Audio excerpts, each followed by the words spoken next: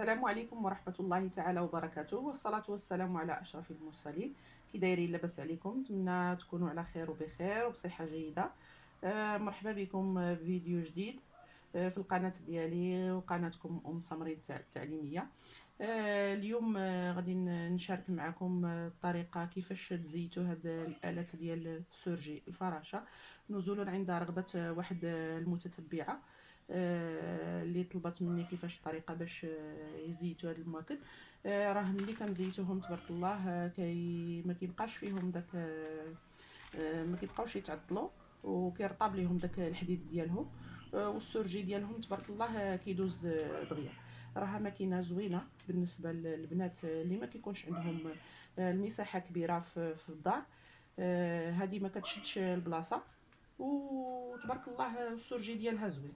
الطريقه هي غادي تشريو هذا الزيت هذا، راه معروف عند اللي كيبيعوا اللوازم ديال الخياطه.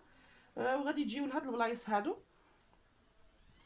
اللي هنايا، فين ما لقيتو شي بلاصه هكايا فيها هاد الصفر هذا اويل هو الزيت. صافي ديروا واحد القطرات هنايا، تجيو لهاد البلاصه هذه كذلك، ها هي ديروا قطرات. كاينه هذه عاود هنايا ديروا قطرات. كاينه واحد البلاصه هنايا اللور، ها هي حتى هي فيها ديروا فيها قطرات ديال الزيت.